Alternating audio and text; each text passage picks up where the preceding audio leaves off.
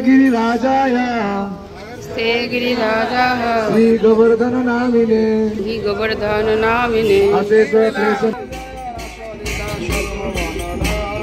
जय जय रासलीला सर्वमनया। ललिता विशाखा आदि সবার সাথে কম্পিটিশন হতো যে কে আগে ফুল তুলতে পারবে। সমস্যা হলো কৃষ্ণকে কেউ জানাচ্ছে না যে কি হতে চলেছে।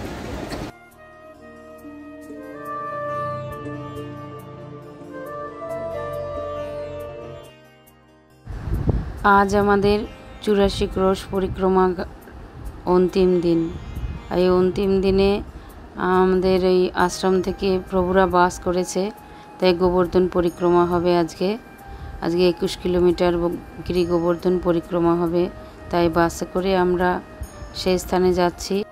একটা নির্দিষ্ট স্থানে আমাদের নামবো, নেমে ওখান থেকে পায়ে হেঁটে আমাদের পরিক্রমা শুরু হবে সব ভক্তের সঙ্গে কীর্তন করতে করতে। তারপরে ওখানে গিরি গোবর্ধনের গিরিরাজের আগে মন্ত্র উচ্চারণ করে সবাই ভূমিতে প্রণাম করে তারপরে আমাদের যাত্রা শুরু করেছি। প্রথমে প্রভুজি কীর্তন করতে করতে আগে গেছেন, তারপরে আমরা প্রভুরা, তারপরে মায়েরা সবাই একে একে সবাই মিলে গেছি। আর রাস্তায় গোবর্ধন পরিক্রমা করতে করতে যেসব দর্শনীয় স্থান দেখা হবে একটু একটু করে আপনাদেরও দর্শন করাবো। কতটা করাতে পারবো জানি না, কেননা ওখানে প্রচণ্ড বাঁদরের খুব উৎপাত। চশমা আর ক্যামেরা প্রভুজি বলেছেন এই দুটো খুব সাবধান, মোবাইল সাবধান। আর সব থেকে বেশি উৎপাত ওই গোবর্ধনের চারিদিকে।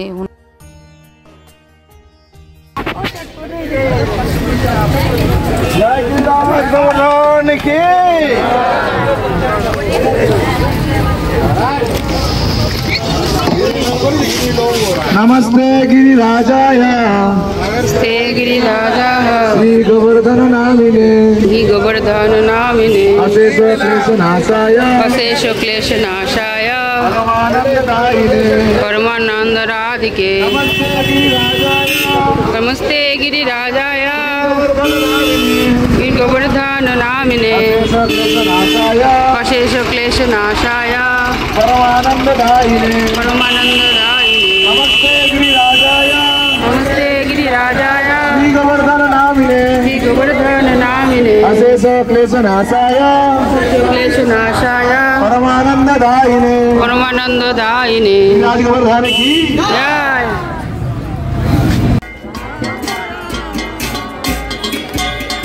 हरे कृष्णा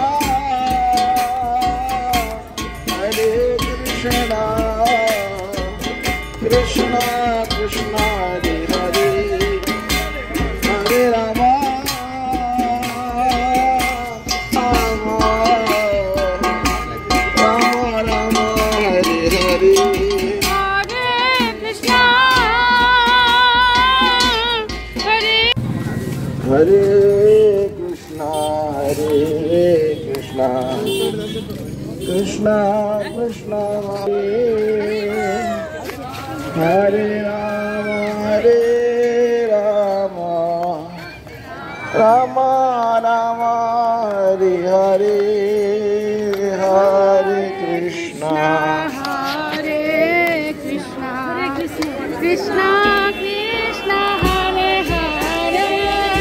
हरे हरे राम राम राम हरे हरे कृष्णा कृष्णा कृष्णा कृष्णा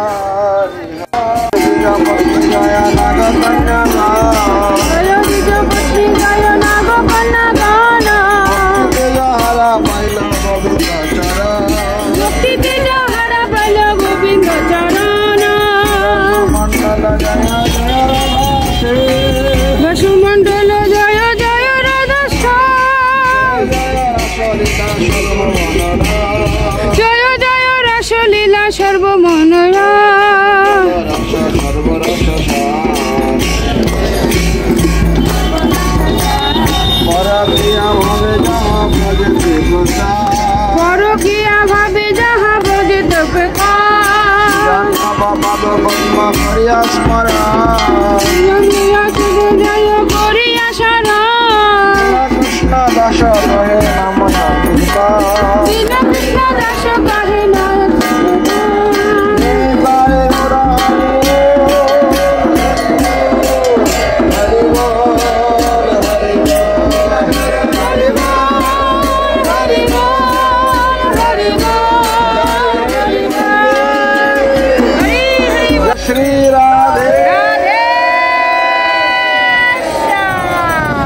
गिरिराज महाराज की परिक्रमा की।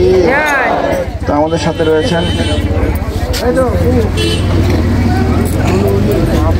পূর্ণ ব্রহ্ম নিতাই প্রভু, যিনি আমাদেরকে গিরিরাজ গোবর্ধন পরিক্রমা করাচ্ছেন, যার সাথে সাথে আমরা সকলে চলছি। তো প্রভুকে অনুসরণ আমরা সকলে করব।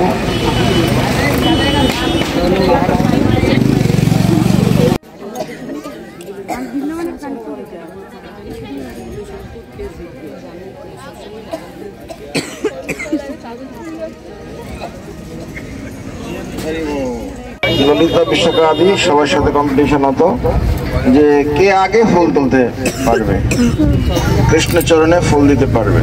তো রাধারানী সবসময় জয়ী হতেন।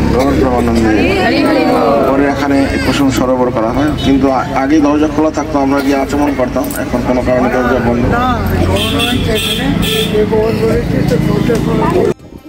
এটা কুসুম সরোবর।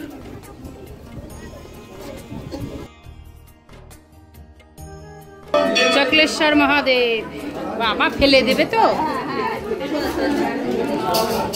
চক্লেশ্বর মহাদেব, চক্লেশ্বর মহাদেব।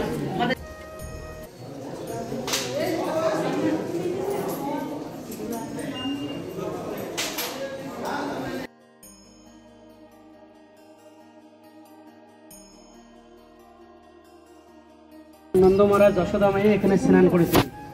আপনারা সবাই এখানে স্নান করুন। মানসী গঙ্গা কে জয়, মানসী গঙ্গা কি, বংশী আরে কি, জয় শ্রী রাম। মানসী গঙ্গা,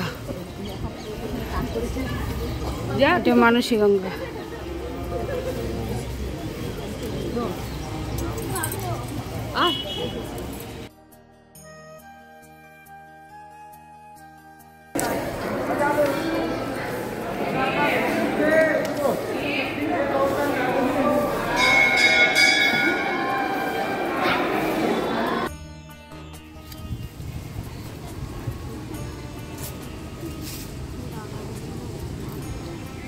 সমস্যা হলো কৃষ্ণকে কেউ জানাচ্ছে না যে কি হতে চলেছে। তো সেই জন্য কৃষ্ণ যখন জিজ্ঞেস করছেন, বাবা কি ব্যাপার, হোয়াট হ্যাপেনিং, বন্ধু মহারাজ বলছে তোমার মায়ের কাছে যাও, তোমার মা ভালো করে বলতে পারে। মায়ের কাছে গেছে, মা ব্যাপারটা কি কিছু তো বুঝতে পারছি না, সবাই আজকে অনেক ব্যস্ত, সব পিঠাপাটা অনেক কিছু বানাচ্ছে, কিছু একটা ফেস্টিভ্যাল আছে মনে হচ্ছে, কিন্তু আমার তো নিমন্ত্রণ নাই, ব্যাপারটা। দর্শনা বলছে তোমার বাবার কাছে যাও, তোমার বাবা ভালো করে তোমাকে বলতে পারবে। আসলে বাবা পাঠাচ্ছে মায়ের কাছে, মা পাঠাচ্ছে, মানে কেউই কৃষ্ণকে অতটা গুরুত্ব দিতে চাইছে না। কেন না, আসলে কৃষ্ণ যখন একটা প্রশ্ন করে, সে একটা প্রশ্নের উত্তর দিলে কৃষ্ণ চুপচাপ হয়ে এরকম না, তারপর আরেকটা প্রশ্ন করে, সবকিছু কৃষ্ণকে বলতে হবে। তো সেই জন্য কৃষ্ণকে তারা একটু অ্যাভয়েড করছে। তো কৃষ্ণ এবার বাবার কাছে কিন্তু সিরিয়াসলি বলছে, বাবা, যে সাধু মানুষ সে শত্রুর কাছেও সত্য গোপন করতে দ্বিধা করে না, আর আমি আপনার পুত্র, শত্রু তো নই, সুতরাং আমার কাছে আপনার সত্য কথা বলা উচিত। তখন নন্দ মহারাজ হেসে বলছেন, আরে লালা, এরকম কিছু না, আসলে আজকে আমাদের ইন্দ্রদেবের পূজা, তার জন্য আমরা বিশেষভাবে প্রস্তুতি নিচ্ছি, আমরা আজকে ইন্দ্রদেবের পূজা করি। তো কৃষ্ণ বলছেন, তাই নাকি? তাহলে ইন্দ্রদেবের পুজো করলে সেখানে কি লাভ হয়? না, আমরা তো উপজাতি, ইন্দ্রদেবের পূজা করলে ইন্দ্র বৃষ্টি বর্ষণ করে, সেই বৃষ্টি থেকে শস্য উৎপাদন হয়, শস্য খেয়ে গাভীরা দুগ্ধ দান করে, আর সেই দুগ্ধের দ্বারা আমাদের ভরণ পোষণ চলে।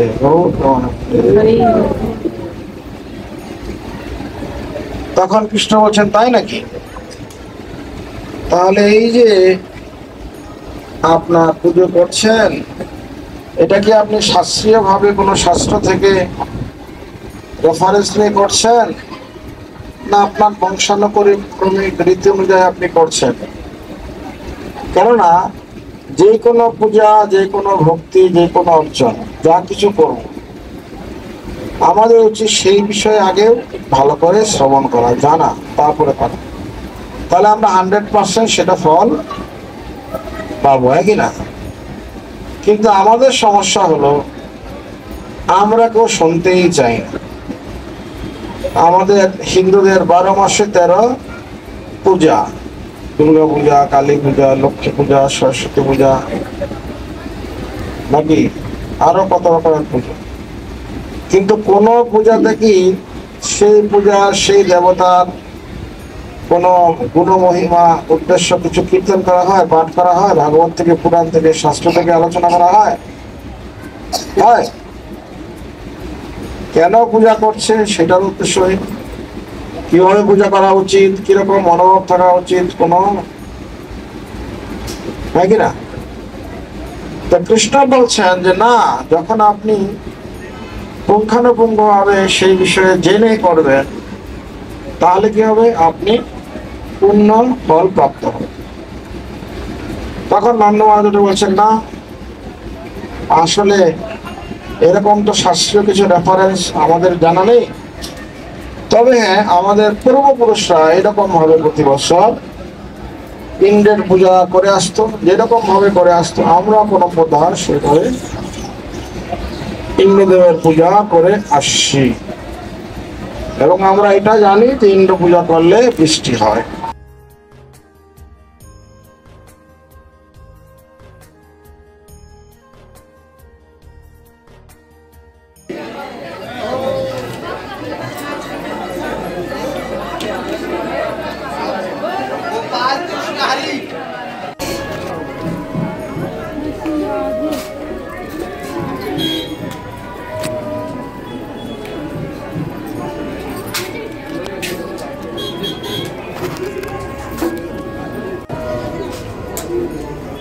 দেখি মাতাজি,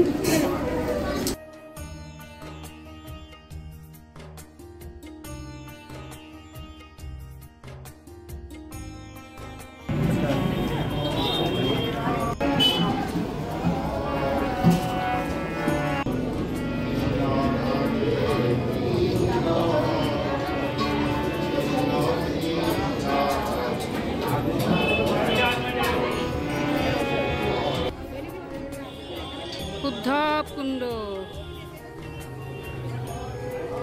এই যে গিরি গোবর্ধন পাশে,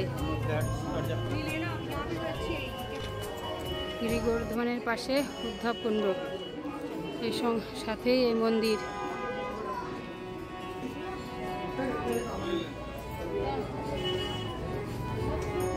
জয় প্রভু।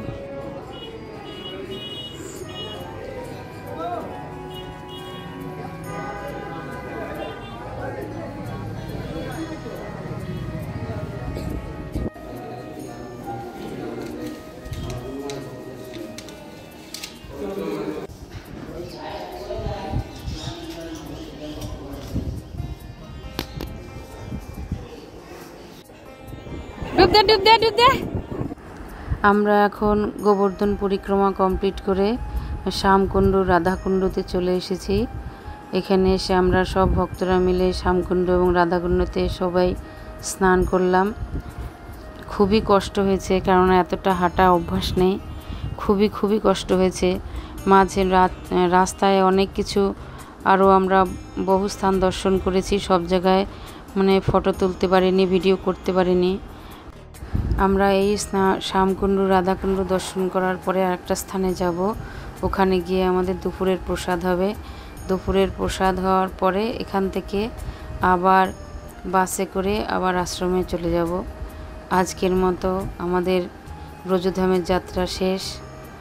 প্রথমে যখন এসেছিলাম তখন খুবই আনন্দ লাগছিল, এখন খুবই কষ্ট হচ্ছে, যেন আমাদের পরিক্রমা পুরো শেষ হয়ে গেল।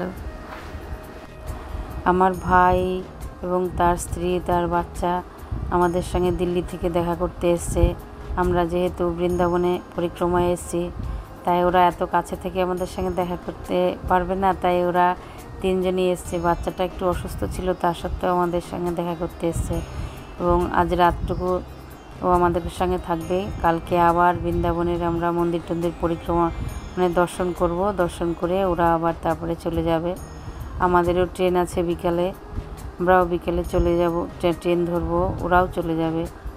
টুকটাক ভগবানের জন্য কিছু কেনাকাটা করব তারপরের দিন করে।